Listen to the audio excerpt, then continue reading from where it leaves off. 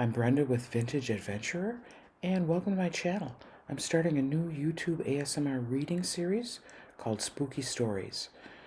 They may keep you up at night, but I'll try to be reading them in a quiet voice. All the stories are from the books of my former advisor in college journalism, Professor Michael Norman, who has authored several books on hauntings and spooky stories in North America. Mike died in 2021, but his stories will live on forever. I hope you enjoy them. Okay, we're about to embark on reading the story No Exit about the theater ghost of Sanfred Syse at the University of Wisconsin, River Falls. Carol, we'll be done in a few minutes so you can come down and lock the gym doors, the daycare teacher said, sticking her head through the open doorway. She was in charge of a rambunctious group of preschoolers during their playtime in the college building's old gymnasium. The daycare center was nearby.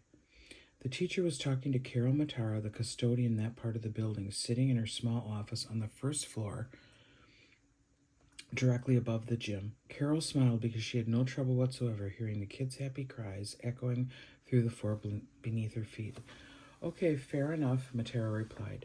She always knew when the kids were being rounded up for lunchtime. The floor seemed to reverberate with even more noise because they didn't want to stop playing. At those times, Matera found it difficult to concentrate on completing the occasional paperwork required of her. A few minutes later, when the silence below told her the kids had gone off to lunch, Matera made her way down the stairs and around the corner to the gym door. She pulled it open and looked around. "Anybody here?" she called out. All was quiet. She locked the door and went back upstairs. She was about to sit down at her small desk when what seemed to be an old rock and roll song coming up from below made her stop short. "Wait a minute, is that from the gym?" she asked, half to herself. I thought, okay, why is that radio on? It was loud. And on top of that, I could hear someone bouncing a basketball. Aha, she figured, some little kid outsmarted one of the teachers and was getting some extended playtime. But the music, well, that was different. Back downstairs she went. At the gym door off the hallway, she grabbed the handle and was surprised to find it unlocked. She was certain she had locked it earlier. But that wasn't her last surprise. When she opened the door, a blast of unbearably hot air hit her in the face, and the lights were back on. My God, she thought, what's going on here? The Ames Teacher Education Building and Lab School opened in 1962 on the campus of the University of Wisconsin, River Falls.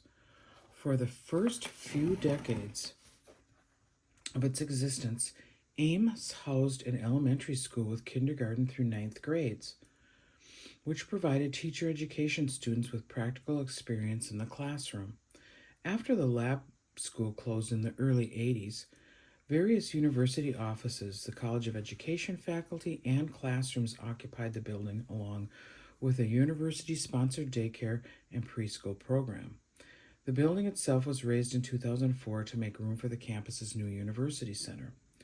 Carol Matera liked the Ames assignment because she thought it would be interesting to be in a building where college students were learning to be teachers. Among her daily tasks was to keep the gym locked if it wasn't in use by the preschool classes or others. Matera clearly remembered that morning in early May as anything but unusual. She came to me and said she'd let me know when they were done in the gym and I would lock up. You could always tell when they were ready to wrap it up because the kids wanted to stay and play some more. When she opened the gym door to investigate the music, however, and was almost knocked back by the heat and puzzled by the mysteries of the unlocked door and bright lights, that ordinary day would become just about the most unusual day of her life. Her attention was quickly drawn to the far end of the gym by what seemed to be someone dribbling a basketball. 3 young men wearing baggy gym shorts and dark emerald green jerseys trimmed in white scrimmaged beneath the basket.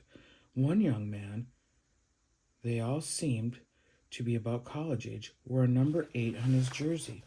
Matera remembers because her daughter's birthday is on July 8th. "What are you doing here?" she called out. The young men glanced in her direction, but continued with their pickup game. The player dribbled the ball, drove toward the basket for a layup, and leaped. As the ball cleared the hoop, the player suddenly vanished. Just like that, Matera said, amazed even now at the suddenness of it all. It was so scary and frightening. I could feel the hair rising on the back of my neck. I thought, wait a minute, this can't be happening to me.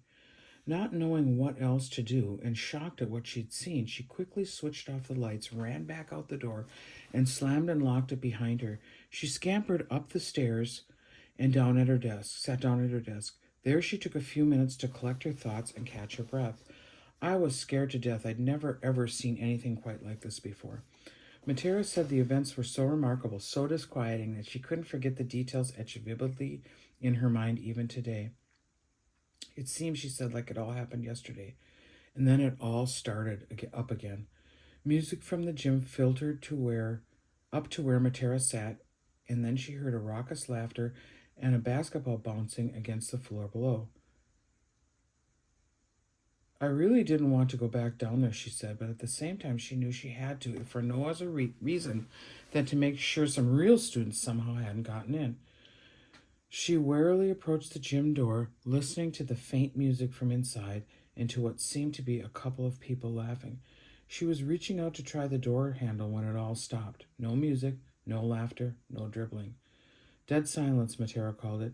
Nothing could have made her open the door. Better to leave alone whatever or whoever inside that gym seemed to be having some fun at her expense. In a final incident a few days later, Carol Matera accidentally dropped a sheaf of papers on the floor outside the locked gym door. As she bent down to pick them up, a gust of frigid air swept from under the door into the hallway and across her hands. I felt like I was going to get frostbite, she said. Although she continued as the Ames custodian, Matera was reluctant to go back into the gym. She eventually did, and each time without problems. Carol Matera knew she had to tell someone what happened. It seemed reasonable that she would report the curious incidents to her supervisors. Custodial staff members were obliged to report building irregularities or issues that may raise safety or health concerns. I was shaking so bad when I told my supervisor about seeing the ghostly basketball players. I thought he'd laugh at me, Matera remembers. He neither laughed nor expressed doubt. In fact, he told her he had his own odd encounter in the attic area of an even older university building. He said that early in his university career, as he reached for the pull chain on an overhead light, something icy cold swept by and touched him on the shoulder. As word got around about Matera's extraordinary experience, she met with some skepticism but a lot of understanding. Another custodian who'd worked in Ames for 2 decades had said nothing even remotely similar had ever happened to him, and he was to some extent jealous. A biology professor asked her what he'd heard about her was true and begged for all the details. The Ames building was torn down in 2004 to make way for a dramatic new university center which sits on the site. Some architectural pieces from the old building have been incorporated into the new center, including several stone benches and an ornamental support beam that now holds a sculpted teacup near one of the university center's entrances. Once it opened in 2007, Carol Matera was assigned to its custodial crew. She wonders if 2 separate incidents in the new center might mean that something else transferred itself into the new building as well. When we moved in, we had to clean the building after the construction guys left. It was a mess, she remembers. So she and other custodians moved from floor to floor, cleaning and making the center ready for occupancy. That included such mundane tasks as cleaning restrooms and filling dispensers with toilet paper. We were on the 3rd floor to put toilet paper into the women's bathroom. Now, to get the dispensers open, you need a key to lower the housing onto the toilet seats, she said. On this day, Matera lowered all the dispensers in all 7 stalls and left to go get toilet paper. As she did so, there was a rush of warm air and then a woman's giggle from inside the restroom. And then clank. I thought, could it be possible? In every stall, the dispenser lid was back up in place. This was impossible. I thought, well, they've followed us into this building. Matera didn't return to that restaurant for a month. Later, a somewhat similar episode in a 2nd floor women's restroom made Matera think that she had somehow become the unwitting object of another spectral practical joke. Matera found that the first stall locked, was locked but unoccupied. She was not pleased. All she could think about was she'd have to crawl under the door to get it open. She figured a broom handle might help, so she wouldn't have to wiggle herself all the way under.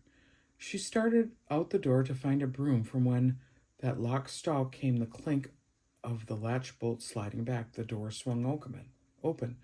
I asked my boss, "What's going on? Why me?" Matera added, shaking her head at the memory. She has yet to get an answer.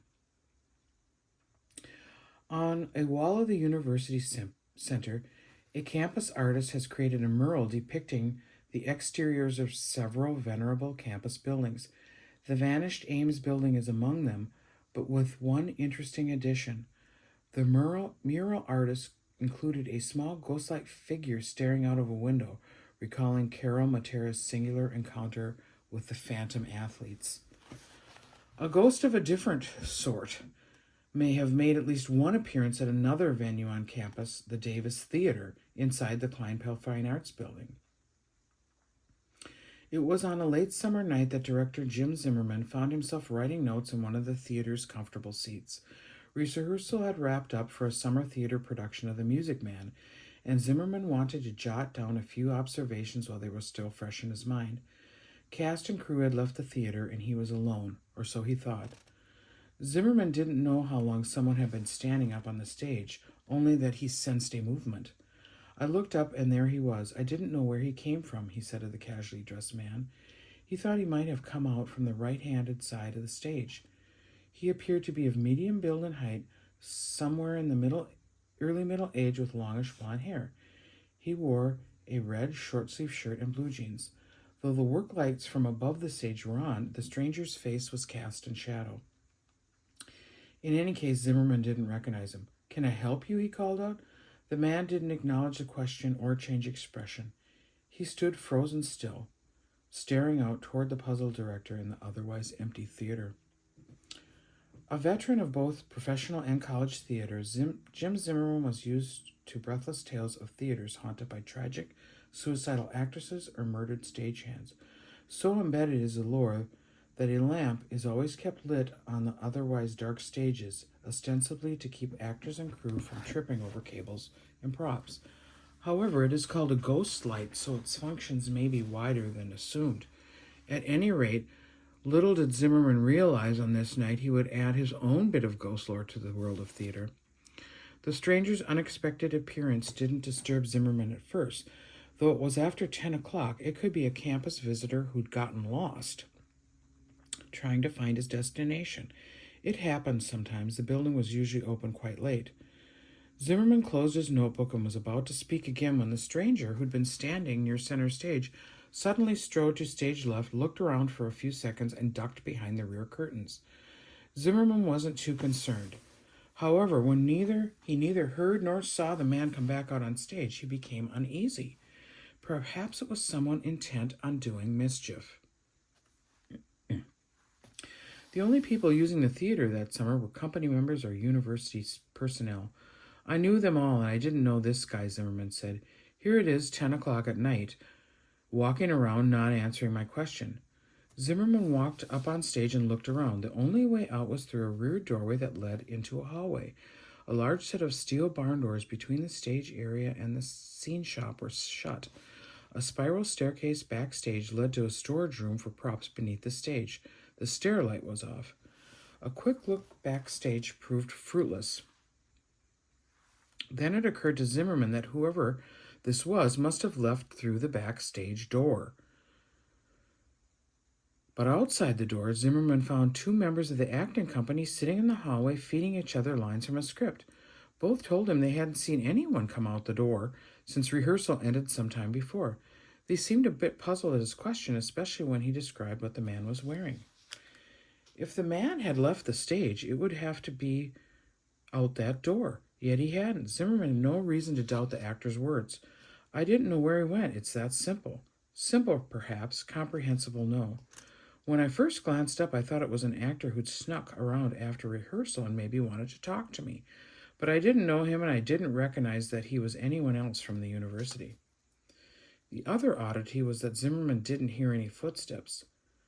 The wood stage 4 squeaked a bit under someone's weight, and in the quiet of the theater, Zimmerman thought he would have heard the man walking around. Zimmerman spent a few more fruitless minutes looking around for what he still thought was an intruder. Eventually, he locked up, went home, and pushed the event to the back of his mind. Zimmerman related the story a few days later in a conversation with a colleague talking about it in terms of security. But that's not how his colleague reacted. The latter said from the description, middle-aged, slight build, blue jeans, tousled blonde hair, the intruder seemed to fit the description of Sanfred Syse, who had assisted in designing the theater complex back in the early 70s, co-founded the Summer Theater, and taught theater courses. A straightforward explanation, it seemed, except for one thing. Sanfred Syse died years before Zimmerman's encounter. Maybe, Zimmerman's colleague said, only in half jest, he'd seen Syse's ghost. Zimmerman hadn't put the label supernatural on the event. He was thinking only that perhaps the theater and the building needed better security. His thoughts didn't stray any further because the man in the theater that night was, as Zimmerman emphasized, as real as you or I. Here was a stranger walking around on stage, and he could get hurt or rip us off, Zimmerman said. I told my colleague I didn't know where this man had gone or how he had gotten away or who he was. The person I was talking to made the connection to Sanfred Syse. Syse taught theater at UW River Falls for 10 years, until his death from cancer in 1974, shortly after the Fine Arts Building opened.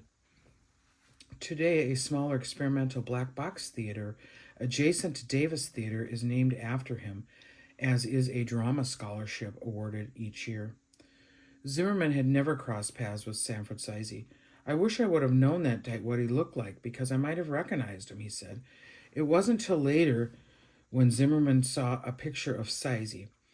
He thought that the man he had seen looked like Syse because the stranger's face was shadowed. He wasn't entirely certain. But even with that, it took him a long time to reconcile with the idea that perhaps what he had seen was a ghost. I never thought it was a ghost at the time, he mused. He looked absolutely real. I wasn't looking for the theater ghost, and to this day I don't know if it was a ghost. I do know it was a bunch of anomalies that I can't answer. Zimmerman believed his predecessor did a good job in designing the theater complex. For a space built in the 1970s, it's still functioning pretty well. Perhaps that's why Sanfred Syse checked in that night. He wanted nothing more than to take a look at the theater, his legacy, and to make a brief, albeit unforgettable, acquaintance with one of his successors. The young drama major relaxed in a theater seat, idly passing time until her next class. Suddenly, she had the eerie sense that someone stood nearby watching her. She glanced back toward the main door. An iridescent glow stood in the doorframe. Within seconds, it silently vanished. She had met Raphael, a ghost that dwells in the Ripon College Theater. This particular ghost's origins are murky, but apparently he made his first appearance when the school's Red Barn Theater burned down in 1964.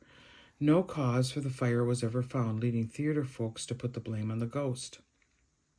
After the fire, the theater department used an old church on the edge of campus where Raphael was held responsible for leaving lights on, locking students out of the building, and ringing the former church bells still in the belfry. Perhaps the most famous tale involving Raphael originated during a production of Mary Chase's classic comedy Harvey. The play centers on Elwood P. Dowd and his giant, albeit unseen, rabbit friend Harvey. But during the play's run in the converted church, Raphael was cast in that role. Whether he actually made an appearance or initiated any shenanigans isn't clear.